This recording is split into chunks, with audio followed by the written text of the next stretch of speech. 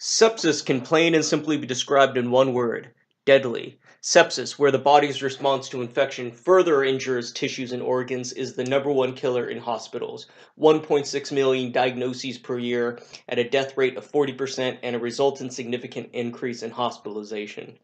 Needless to say, identifying and treating it before symptoms become apparent is crucial to survival.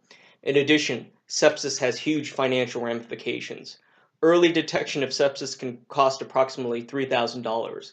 In contrast, not detecting it early costs $32,000. This presentation will detail an approach that allows early sepsis prediction with good accuracy and can help predict impending cases of sepsis upon hospital admission, thus potentially saving lives and reducing significant financial burden. Two major pieces of research were explored when determining this approach. One paper, titled "Prediction of Sepsis in the Intensive Care Unit with Minimal Electronic Health Record Data, a Machine Learning Approach" by DeSaltos and others, used machine learning techniques to identify patients that would suffer from sepsis.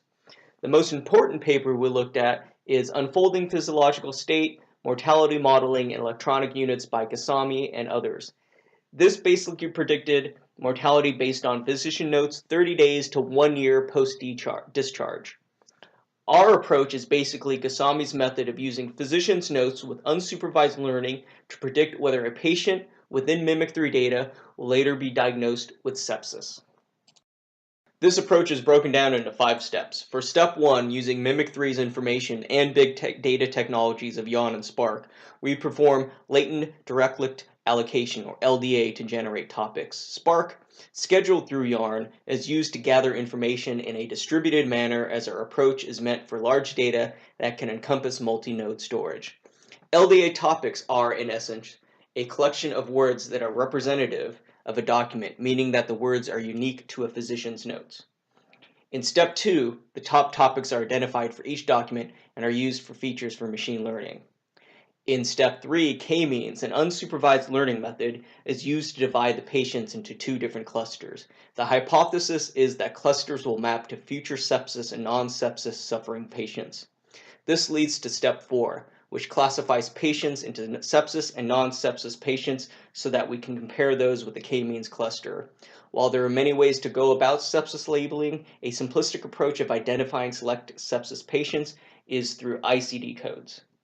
Finally, the clusters are set and the inputs are labeled and compared. This will be done through the standard cluster criteria calculation called purity. As seen here, the topics generated through LDA are shown.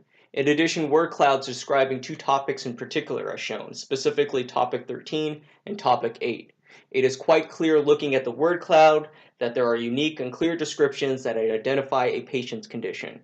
Running our algorithm with k-means of 2 clusters, 2 unique clusters are formed. Running it through the purity function, a standard metric that essentially sums up the union of matches within our cluster and labels and finds the percentage, the purity calculated is nearly 0.9, indicating very good cluster quality. In other words, the prediction of a patient being diagnosed with sepsis in the future after being admitted to a hospital just using k-means and physician's notes is quite high, thus proving our hypothesis. While purity remains high at nearly 0.9, further enhancements could be used to improve accuracy in terms of predicting whether an admitted patient will suffer from sepsis. As physician notes are not succinct or structured, one enhancement to the current model would be the inclusion of stemming to reduce the vocabulary. Another improvement would be to alter certain hyperparameters or other variables, such as the number of topics. With more time, further reduction in topics could result in greater purity.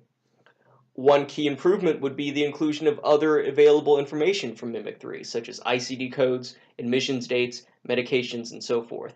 With these inputs, further enhancement of the model could be with the use of convolutional neural networks that can automatically extract important features and perhaps provide more accurate predictions and/or purity.